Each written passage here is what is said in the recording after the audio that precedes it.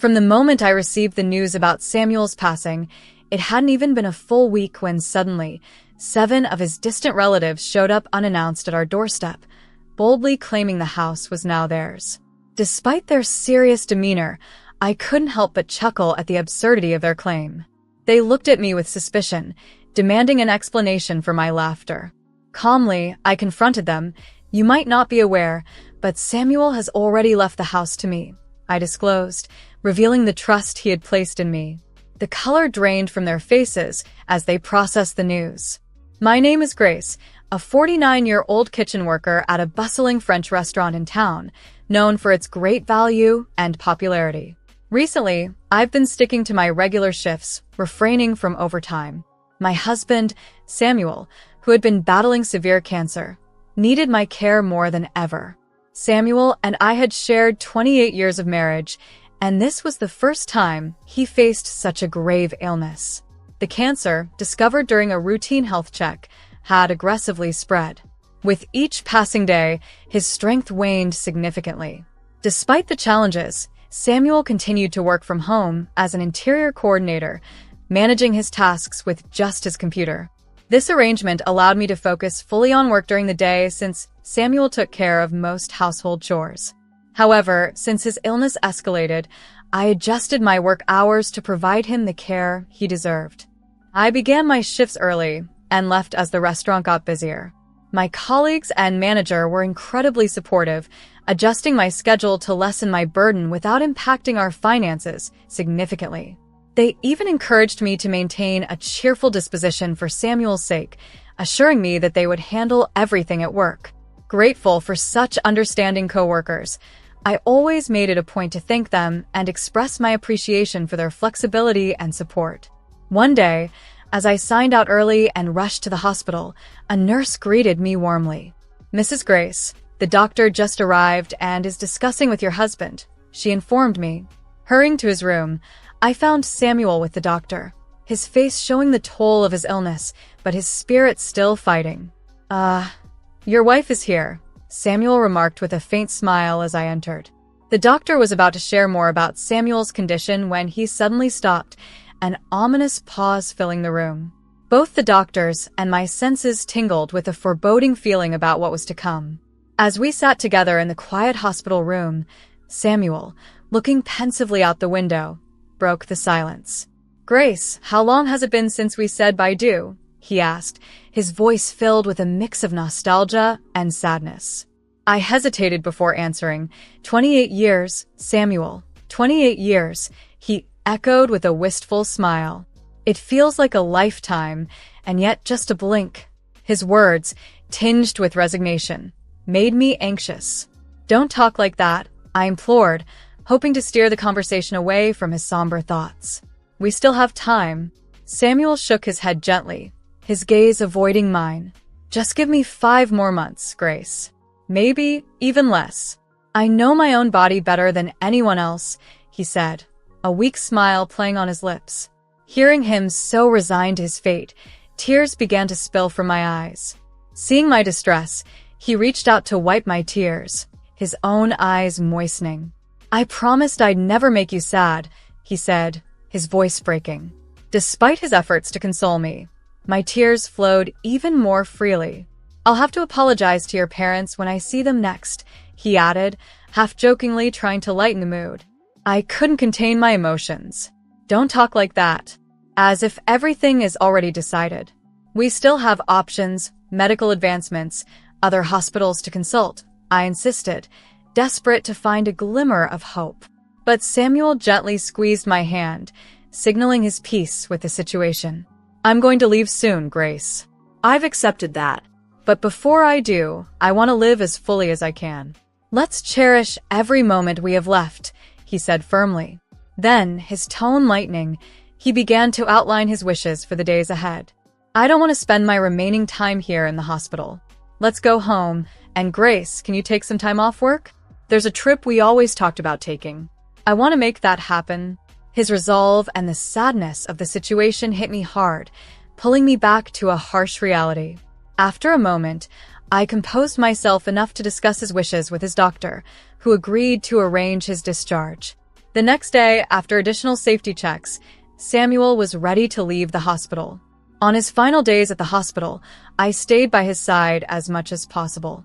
During one of these moments, Samuel's mother, his brother Ryan, and Ryan's wife Kayla came to visit. Ryan, 54 and a bit of a drifter in his construction job, greeted us warmly, while Kayla, much younger and strikingly beautiful, offered a bright smile. The room was filled with quiet conversations, the air mixed with feelings of sadness and love. As we talked, the bonds of family felt both comforting and poignant, reminding us of the strength we could draw from one another during such tough times. Kayla's stern expression and sharp tone of voice set her apart, her domineering presence distinctly different from how she interacted with others, and it always struck me as odd. At 75, Samuel's mother maintained a youthful vigor, but her greed was unmistakable, and she blatantly favored Ryan, her other son, over Samuel. This favoritism always made me feel uneasy. I've never been fond of Samuel's family. Ryan often made inappropriate jokes, and Kayla, from the very first meeting, treated me like a rival, never missing an opportunity to throw a cutting remark my way. The matriarch of the family, Samuel's mother, treated us more like ATMs than people, seeing Samuel not as her son but more as a financial resource. Every encounter with her inevitably led to some request for money. Ryan has a big family, doesn't he? You two don't have children, and both of you earn well. Maybe you could help out a bit, she would suggest, her financial demands becoming an expected part of our interactions. Ryan's household was indeed large, a blended family of 7, struggling under the weight of poor financial management. After his first wife left him, Ryan remarried Kayla and expanded his family, yet their finances were always messy. They relied heavily on external support, constantly asking us for money to get by. What's with the crowd? And why the cold treatment to your mothers? Samuel's mother would complain, pressing us to take better care of her, especially since she had been lonely after Samuel's father passed away. Her behavior had changed drastically after her husband's death. He was a strict and rational man who kept her more grounded.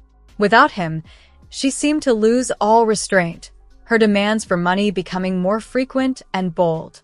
Previously disowned by his father, Ryan had left town with another woman, only to return after his father's death with Kayla in tow. This town supported child-rearing, but raising 5 children required significant financial strength, a reality that seemed lost on Ryan and Kayla. This month is tough again financially. Could you give us a little support? Ryan would ask, oblivious to the strain his requests put on us, especially with Samuel's mounting medical bills. Frustrated by their unreasonable demands and insensitivity, I eventually lost my patience. Please stop. Samuel is already struggling so much. What are you thinking? I pleaded, but they disregarded my concerns, Kayla even laughing off my pleas dismissively. When we shared that Samuel had about 5 months to live and was planning to be discharged to spend his final days at home, their reaction was chilling. Instead of shock or sadness, their faces lit up with an odd joy, which was incredibly upsetting to witness. Then we'll come to pick him up by car when he's discharged. He can't walk back, can he? They proposed eagerly. Unable to tolerate their behavior any longer, especially in such a sensitive moment, I took a firm stand. There's no need for that, Samuel said calmly, but overwhelmed by the situation, I asked them to leave the hospital room. Their lack of genuine concern and overt self-interest pushed me to the edge, and I could no longer bear their presence. As they clamored at the door, insisting on staying, I firmly told them, please go home.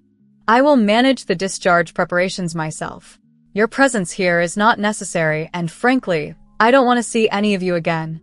My in-laws attempted to protest, but I swiftly cut them off, slammed the door shut, and locked it. I quickly informed the hospital staff about the situation and requested that visits be restricted to myself alone, ensuring my in-laws could not disturb Samuel. I'm sorry, Grace. I've brought you so much trouble, Samuel apologized later, his voice low. Why don't you stand up to them? They ridicule you and use you.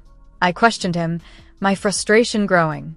It seemed so unfair that such manipulative people could live comfortably while someone as genuine as Samuel suffered. It might have seemed extreme, but I was overwhelmed by the need to confront someone about the injustice. I still loved Samuel deeply and couldn't bear the thought of losing him. "I'm glad you spoke up for us, Grace," Samuel acknowledged quietly. "That's why I need to ask something important of you." He then entrusted me with a significant task that caught me off guard. He was entirely serious, his expression solemn. "Please, this is my first and last request," he implored. I promised to fulfill it without hesitation. After our conversation, Samuel handed over a specific item to me, and I returned home for the day. The next day, before my in-laws could arrive, I hurriedly helped Samuel get discharged from the hospital. Although we returned to our house, the looming threat of his family's interference haunted me. Determined to shield Samuel, I decided to slightly modify his wish. Instead of staying at our home, I arranged for us to stay at a friend's villa for a while. "It's sad to leave our home, but as long as I'm with you, anywhere is home," Samuel said with a shy smile, which made me blush. After explaining the situation at work, I took an extended leave of absence. My only wish was to be by Samuel's side until his final moments. With the support of our friends, Samuel spent his remaining days in peace, and 4 months later, he passed away quietly. At his funeral, I saw my in-laws for the first time since the hospital incident. I braced myself for their comments, but instead of showing any genuine sorrow, they merely gave me smug smiles. Those smiles sent a chill down my spine, leaving me to wonder about their true intentions. After the funeral, as I was sorting through Samuel's belongings at home, the doorbell rang. When I opened the door, there stood my mother-in-law and Ryan, laden with numerous bags. "We finally found you. Heard from the neighbors you came back," my mother-in-law stated as she tried to push past me into the house. "What are those bags for?" I asked, blocking their entry. Ryan glared at me, irritation clear in his expression. "Stop blocking the way. Move aside," he demanded. But I stood firm. "I won't move. What's in those bags? And did you bring your kids too? What are you thinking?" Behind Ryan, his entire family stood, signaling they had something planned. Despite the confusing situation, I knew panicking would only benefit them. Confronting them resolutely, I held my ground. Then, with a mocking laugh, my mother-in-law dropped a bombshell. "From today, this house is ours. You have to leave," she declared. Shocked by their boldness, I was momentarily speechless. "My son's possessions naturally belong to his blood-related family, don't they? He has left this will for us," she added, waving a document. Faced with their audacity, I knew I had to stand up not just for Samuel's legacy, but for our shared past and the truth of his wishes. When my mother-in-law showed me the will, laughing triumphantly, I couldn't help but burst into laughter myself, stunned by the sheer audacity of their claim. "What's so funny?" she snapped, clearly annoyed by my reaction. Kayla, peeking from behind Ryan, glared at me with evident anger. Wiping away tears of laughter, I faced their displeased expressions and prepared to unveil a stunning truth. "Don't you know? This house is already mine," I declared. "What?" my mother-in-law gasped, echoed by a disbelieving "what" from Ryan. My statement left them completely baffled, their clueless expressions only fueling another wave of laughter from me. Regaining my composure, I excused myself to retrieve some crucial documents from another room. Returning with the papers, I announced, "As you can see, I am now officially the owner of this house." Samuel had already transferred the ownership to me while he was still alive. "What are you talking about?" my mother-in-law exclaimed, her eyes wide with shock. She hastily grabbed the documents from my hands and scrutinized them alongside Ryan. "It's true. It's been changed to her name," they murmured in disbelief. The document was official, and the ownership was indisputably mine. Despite their protests and raised voices questioning how Samuel could no longer own the house, I remained calm. "He wanted to change the ownership to me before his discharge," I explained. "He thought it would be more useful for the future if he transferred it to my name while he was still alive." Interrupting me, my mother-in-law thrust her copy of the will at me. "This can't be. Look, here is a will he wrote," she insisted. The document she showed was indeed in Samuel's handwriting but lacked any legal seals or signatures, It was merely a document and did not function as a legal will, a fact they seemed unable to grasp. Exasperated by their ignorance, I sighed deeply. Knowing that no amount of explanation would sway them, I asked them to wait a moment and called a lawyer for legal assistance. "I appreciate your help. I apologize, but his family has come over concerning the will. Could you possibly come over urgently?" "Thank you." I spoke into the phone. Ryan watched me suspiciously, wondering aloud, "Whom are you contacting?" I offered no detailed explanation, but urged them to come inside first. I seated my mother-in-law and Ryan in the living room, telling the children they could play freely in the bedroom. Soon, the house's chime rang, and I went to greet the visitor at the entrance, escorting the person I had been speaking with on the phone into the living room. "I apologize for the delay," I said as the suited man entered. Ryan and the others immediately tensed up, glaring at him with hostility. "This is Mr. Jack, the lawyer who has been helping us with Samuel's matters," I introduced him. Upon learning Jack's identity, my mother-in-law exclaimed in astonishment. I had gotten acquainted with him through a friend of the owner of the villa we were renting. Although he was young, at 28 years old, which initially made Samuel and me a bit uneasy, he was known among his peers for his quick thinking and especially strong handling of family disputes. After meeting him face-to-face, we trusted him completely. Samuel and I had explained the entire situation regarding the inheritance and family troubles to Jack and formally hired him as our lawyer. My in-laws seemed completely unaware that Samuel had taken such a step. They looked utterly astounded, as if the idea of legal proceedings had never crossed their minds. Ryan and Kayla were equally wide-eyed, clearly unprepared for the turn of events. "Allow me to reintroduce myself. I am Jack. I am here at Samuel's request, and I will be recording this conversation for legal evidence," Jack announced. Unlike Ryan, who is known for his flamboyant attire, Jack presented a stark contrast with his simple, professional look, short black hair and clean, straightforward glasses. My mother-in-law seemed momentarily distracted by Jack's authoritative demeanor. Jack, always the professional, politely offered his business card, which my mother-in-law and the others accepted reflexively, their posture stiffening as they recognized his legitimacy as a lawyer. We settled onto the sofa, with Jack and I on one side facing my in-laws. Jack expertly set up the voice recorder as the formal discussion commenced. "May I take a look at the will you have brought?" Jack asked in a composed tone. The slight tremble in my mother-in-law's hand as she passed over the document revealed her anxiety about securing the inheritance without solid legal backing. Jack reviewed the will carefully.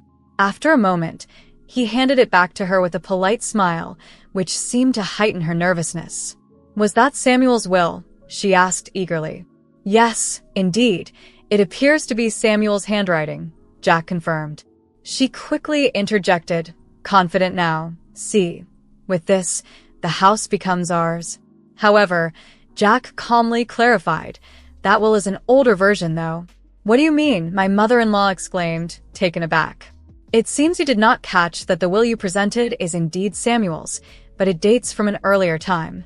The will that is officially recognized as valid is this more recent one," Jack explained, producing a newer will from his bag. "This document is more recent, and it reads, 'I leave all my assets to Grace. The previous will I wrote for my mother is hereby revoked, and this document shall stand as my official will.'" Kayla snatched the newer will from Jack to inspect it herself, her face falling as she noted the recent date, the seal, and even Samuel's fingerprint impression, which confirmed its authenticity and official status. Ryan and Kayla's complexions turned ashen as they realized the implications. My mother-in-law could only quiver, her lips trembling in shock. Ryan, overwhelmed by frustration and betrayal, confronted his mother fiercely. "You said all the inheritance would be ours." His tone was so vehement it bordered on threatening, causing Kayla to intervene. Despite her efforts, Ryan's anger was palpable, and his verbal barrage continued unabated. As the situation escalated, I fixed Ryan with a stern glare and spoke calmly, "Please stop causing a disturbance in someone else's home. It's troublesome." "What did you say?" Ryan retorted sharply. "If you cause any more trouble here, Jack will confirm everything, and if necessary, we will consider taking legal action. The mention of legal consequences and Jack's preparedness to enforce them seemed to bring Ryan back to a sense of reality. The chaotic scene underscored the importance of having legal protection, and it was clear that Jack's presence was pivotal in handling the situation. Facing a lawyer like Jack, Ryan, who lacked legal knowledge, found his resistance futile. He nervously settled back onto the sofa. The room had fallen silent when I decided to press further, asking my mother-in-law, did Samuel truly write this will himself during his hospital stay? Yes, he did. Samuel wrote it for me while he was in the hospital, she responded, irritation creeping into her voice. Really? Was Samuel happy to write it? I probed deeper, causing her frustration to become more apparent. This line of questioning felt like an interrogation, and it was clear she was uncomfortable. Enough already. That's what I've been telling you. Kayla snapped defensively, supporting my mother-in-law who nodded in agreement. Catching Jack's eye, I gave him a discreet nod. He adjusted his glasses and nodded back affirmatively, signaling it was time to reveal a critical piece of information to my in-laws. That's an interesting story, but it seems a bit off, I began. Actually, hospital surveillance cameras recorded you forcing Samuel to write the will. As I spoke, I pulled out my laptop and inserted a USB drive provided by the hospital into the computer. Samuel had confided in Jack that he felt coerced into writing the will. We informed the hospital, which cooperated by providing the surveillance footage. I quickly loaded the video and played it on the screen. The footage was damning, capturing my mother-in-law in a threatening tone. We'd be in trouble if you died, and the inheritance didn't come through, as she pressured Samuel to write the will. Ryan and Kayla were also visible in the video, complicit in the coercion. If you don't want anything bad to happen to your wife, just write the will quietly, they could be heard urging Samuel. Hey Samuel, just sign this, and nothing will happen to her, so don't worry. This video was taken 5 days before Samuel was discharged from the hospital. As their scheme unraveled before their eyes, my in-laws scrambled for excuses. No, it's not like that. It was just a joke that went too far, Kayla pleaded. I saw a drama before going to the hospital where the villain looked so cool. I just imitated it without thinking. I didn't mean it seriously, please forgive us. Their flimsy excuses only deepened my frustration, and I sighed at their pitiful display. If you had admitted it honestly, it might have been one thing, but trying to hide it clearly shows your intent, I remarked. Jack, can we apply charges of extortion based on this? I asked. Absolutely, Jack replied with a broad smile, picking up the voice recorder. The statements provide sufficient evidence. Ryan and Kayla, realizing they had forgotten about the voice recorder, showed their astonishment. That means, including compensation for the victim, we will be filing for damages against all of you. This can't be true. Wait a minute, Grace. Kayla protested. It was only Mom who made him sign. We were just watching. We didn't force him to sign anything. This accusation sparked a heated argument among them. It was you two who offered to help get the will written, wasn't it? My mother-in-law retorted. You said you would handle it properly, Mom. We were just watching. You were the ones rushing Samuel to write it quickly, Ryan added defensively. That was because Samuel's medical appointment was approaching. It wasn't about rushing the will.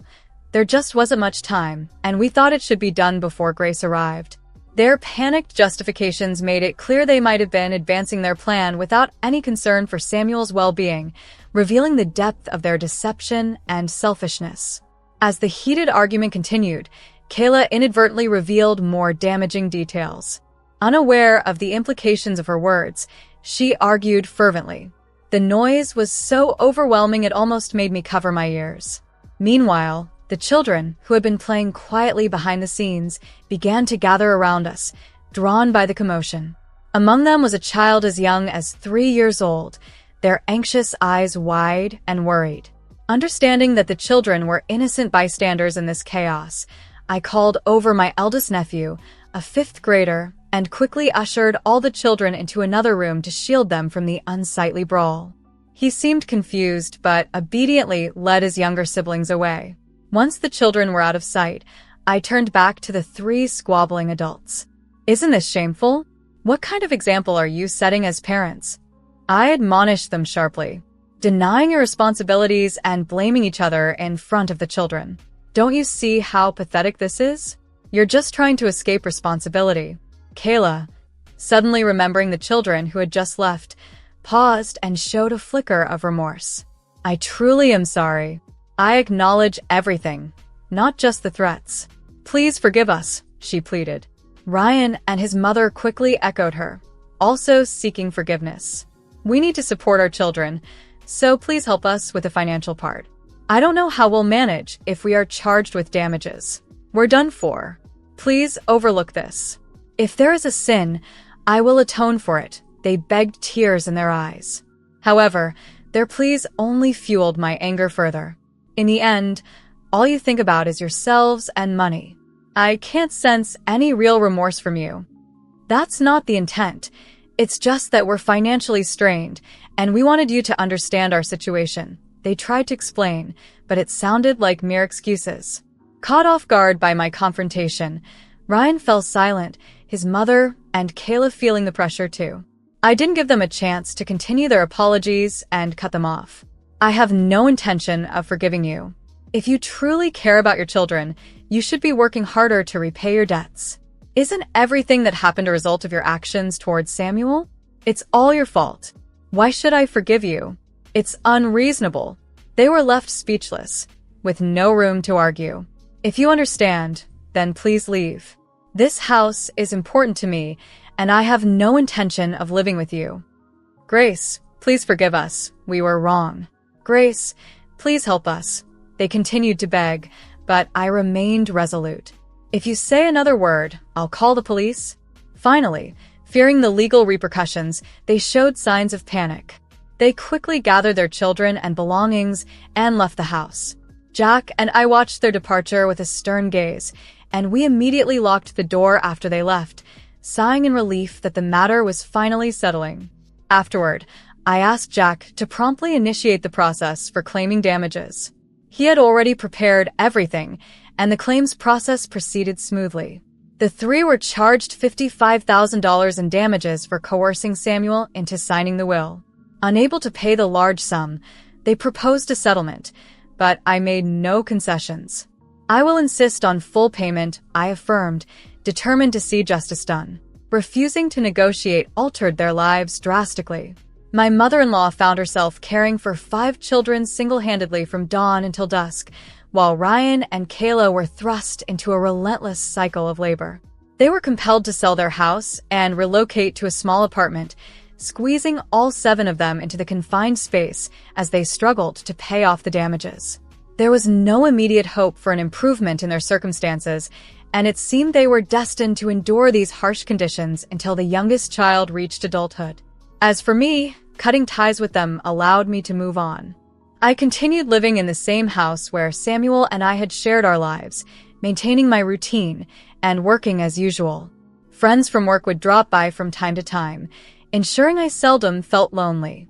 Each day, I would stand before Samuel's portrait, keeping him updated on daily happenings. This became my cherished ritual. On one of his last days, Samuel had expressed a final wish. He asked that I speak to him every day, saying, "I love your voice and our conversations more than anything. So, I hope you will keep talking to me every day so that your voice can reach me even in heaven." After he passed, I solemnly vowed to uphold this promise, ensuring our connection would endure. Every day, without fail, I talked to him, recounting the mundane details of my life, the challenges and the joys, as if he were still beside me. This ongoing dialogue is not just a commitment, but a lifeline that keeps our bond alive. Regardless of what the future holds, even if illness should confine me, my daily conversations with Samuel will persist.